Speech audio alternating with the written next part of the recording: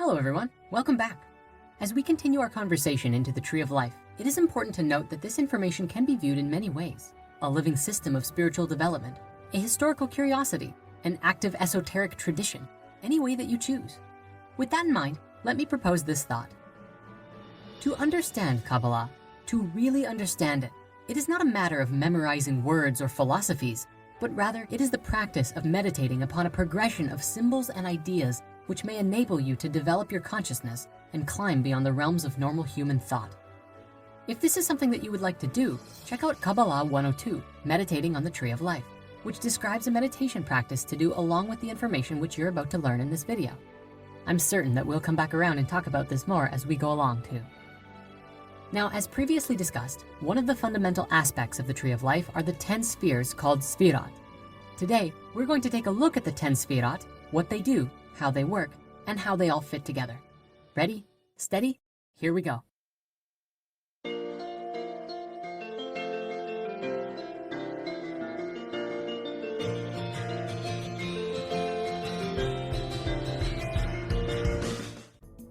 Every one of the Sphira represent a divine emanation, a primordial outpouring of pure energy, which evolves and crystallizes as it descends into denser states of existence, continually oscillating between polarities and harmonizing with itself as it goes. Each of the Sphira are contained by those that came before it, and so the topmost Sphira, titled Keter, contains all of the other Sphira within it. You might think of it like how those little wooden Russian nesting dolls each contain the collective inside of them. However, the Sfirat are not things, but rather states by which consciousness or divine energy moves and creates reality. By this understanding, you could disconnect from the idea that it has to appear in the way that it is drawn, although this is the most conducive to comprehending the Tree of Life simply. In the teachings of the Golden Dawn, who played a big part in the harmonization of Kabbalah with Hermeticism, they depict one particular representation of the tree where each layer is overlaid upon each other, beginning with the singularity, emanating outwards, and returning back to the singularity at the bottom of the tree, yet all contained within a single sphere. That said, we're still going to use this classical visualization as our principal diagram. If you remember from our first video, there are 3 pillars within the tree: the pillar of severity, the pillar of mercy, and the pillar of equilibrium. As we observe these following Sfirat, you will see that each opposing Sphira embodies the perfect balance of its neighbor. In every case, each individual Sphira can only truly be understood by comprehending it with its partner, and further understanding manifests when we take into account the complete triad in sequence. So let us take a brief look at the Sphira individually. Now this is going to be a very basic overview because there is just so much information to cover at once. And further, please be aware that the flow through the Sfirat moves both upwards and downwards. So while we'll be looking primarily at the sequence of manifestation from the highest plane to the lowest, know that it moves upwards as well. The more we go through it and the more that you contemplate the meaning of this sequence, the more and more it will make sense. At the very top, we have Keter. Keter translates to crown, indicating the supreme source and unity, the absolute divinity. This is the highest Sphira on the tree and acts as a bridge between the limitless and boundless creative power of the cosmos and the highest thing that can be perceived by our human consciousness. Keter describes the most supreme source of energy, the richest potential for anything to come into being. However, here nothing has actually become manifested. It is simply the pure and infinite potential for creation, doing nothing but existing. In the ancient Hebrew texts, it says that Keter is the light giving the power of comprehension of that first principle which has no beginning. It is the primal glory because no created being can attain its essence. So basically there is no form here, only pure being. The human mind generally has a hard time grasping no other mode of existence than form and activity. So when describing formless passivity, it's okay if this experience draws a big question mark in your mind. In fact, we can't even adequately draw it. So I hope these visuals might help you comprehend that ultimately, we cannot define Keter. We can only indicate towards it. Moving on, the second Sfirat is called Chokmah. Chokmah translates to wisdom, describing that wisdom itself is the first tangible thing that the human mind can grasp. It comes as a male energy, positive or yang energetic outpouring from Keter, its source. This is an uncompensated, boundless energy, and to many spiritual traditions is often even described as the All-Father.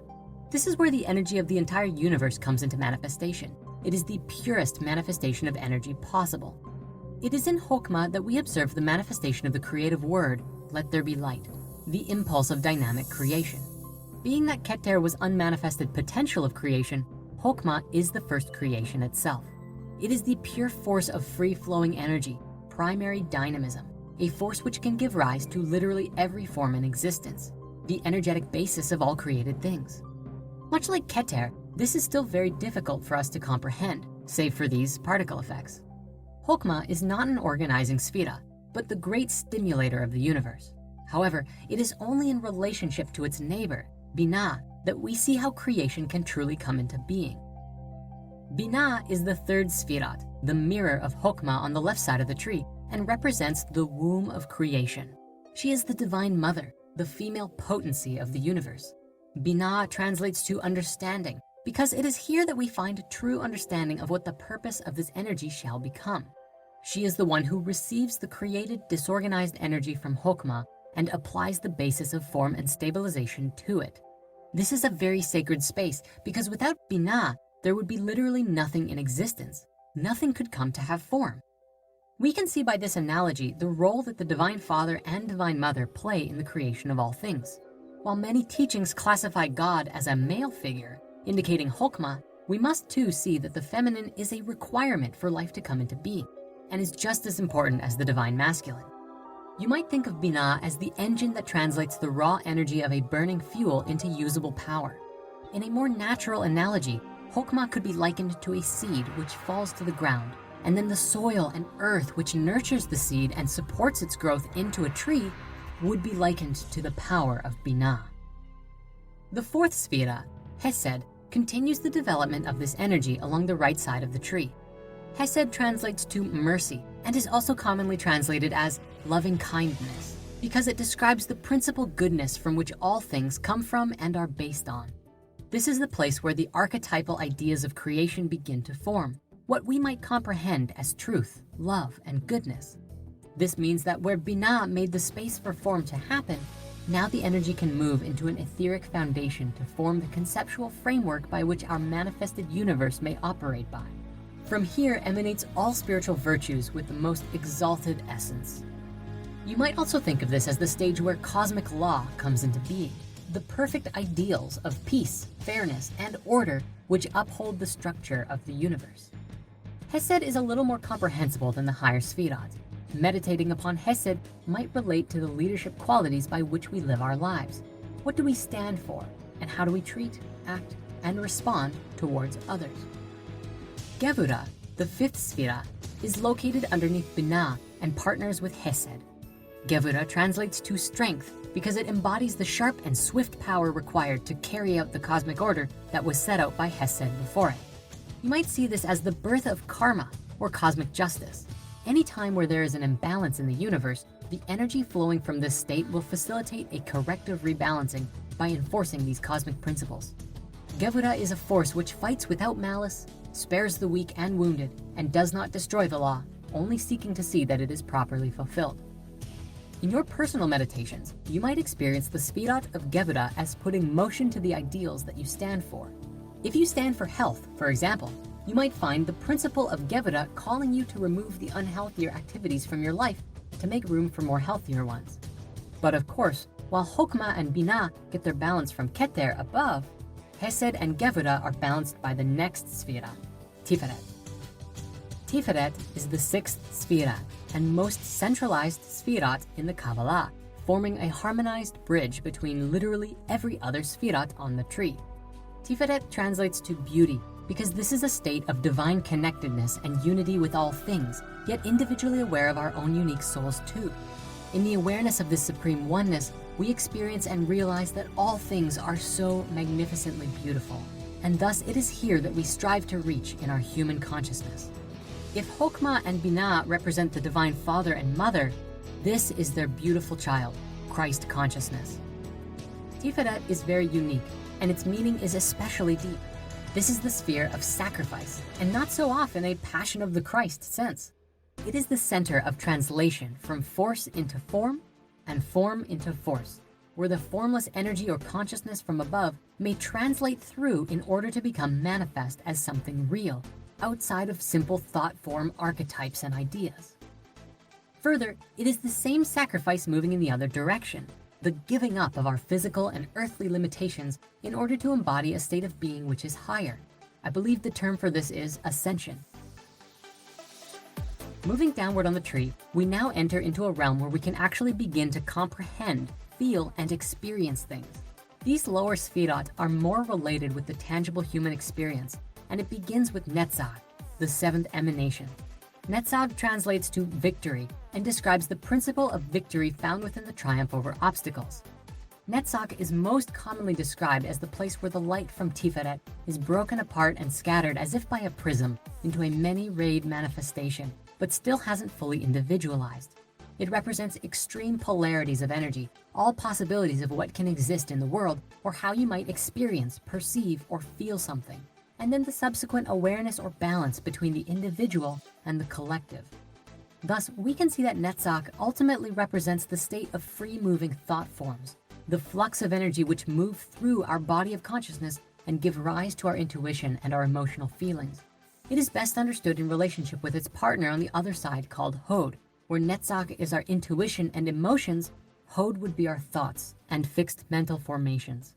The eighth Sefira, Hod, represents the place where all of these polarizing energies of Netzach, all of the feelings, intuitions, and subtle energies that move through our body of consciousness become tangible concepts in the human mind. It is the realm of comprehensible mind forms. For example, if you felt something, it happened in Netzach. But when you attempted to understand or rationalize it, that's Hod. Together, they might be seen as the force and form of the astral or thought form consciousness. Hod translates to glory and often splendor because all of the creations of the cosmos are exalted in the mind for mankind to perceive, and the glory of the light-filled mind when mirroring the higher truths of creation. This Sefira forms the basis of our mental understanding of reality. In a nutshell, Hod plays a large role in the development of our personality and ego. The effort of Hod is to mold the creative energy from above into comprehensible forms, such as by philosophy, systems, reason, literature, science, and our mental way of interacting with the world around us. However, the power of Hod is only made real when observed in relationship with Netzach. For example, if you were to give a speech filled with passion and enthusiasm, the words that you used will carry your meaning, and it will be received by all. If you were just to talk without any sense of care, just reciting words, the words become empty and the meaning is lost. As usual, Hod and Netzach are connected by another balancer on the central pillar, like Tiferet but on a lower dimension which is called Yesod, the ninth Sefira. Yesod translates to foundation because it is the actual foundation by which all of the Sefirot culminate and engage with the physically manifested realm. This Sefira is the stage that completes the link between mind and matter. Since the 10th Sefira, Malchut below, is where the four physical elements manifest, you might think of Yesod as the ethereal realm itself, the vibrations which give movement to inert matter. In a more scientific approach, you might think about it like the electromagnetic substance that moves through our bodies and all of life, the dynamo that causes the physical world to be filled with motion and life. You see, in order for our bodies to move, it needs an energetic signal to charge the muscle. Yesod is the strings that makes the puppet of Malchut dance, while spirit, Tiferet, and the higher forces above Yesod would be the sacred puppet master. Now, the power of Yesod can be attributed to daily mundane tasks, such as walking or making a salad. However, its power is significantly greater than that, but there is a warning here. Much like fire, it can be used for good or not so good. The key here is keeping our hearts aligned with our higher selves when we begin connecting to the ethereal energies of these higher planes. Malchut is the final manifestation, matter, the physically created world. It is the outward visibility of all of the invisible etheric activity which brings motion to form. All matter would be inert and lifeless if not for the spirit that has ensouled it and made it come to be in the first place. Malchut translates to kingdom, describing the existence of the kingdom of God in the present moment, in magnificent splendor, and revealing the great truth that the kingdom of heaven is actually here and now, as Christ proclaimed. This is the place where physical things exist, where life happens. It's what's happening right now. It is the place where all of the energy flowing from above finds rest, where everything has been decided and put together to form a permanent vehicle to be utilized by all consciousness as it learns and grows. However, the great secret of Malchut is that this is only the halfway point. Upon spirit being received in Malchut, life itself actually begins. The Fibonacci sequence finds its origins and begins striving and returning back towards its source, reaching for the perfection that which it emerged from. It is the goal of spirit to create this physical vessel, fill it with consciousness, and then have it return to its source in the light. In essence, this covers the basics of the 10 Sefirot, but the journey is still only just beginning. All of this information is really just to get you started on truly experiencing the tree, because knowing it logically is only 1/10 of the experience of the Kabbalah. In the next few episodes, we'll cover exactly what this means, so that you can take your experience of the tree of life to a level beyond just mental comprehension and use it as a powerful tool to connect with your higher self and evolve your consciousness. As we mentioned in the beginning, for those who want to get an early start at this practice, check out Kabbalah 102, Meditating on the Tree of Life. You'll find links in the description. Thank you so much for watching, and we'll see you next time.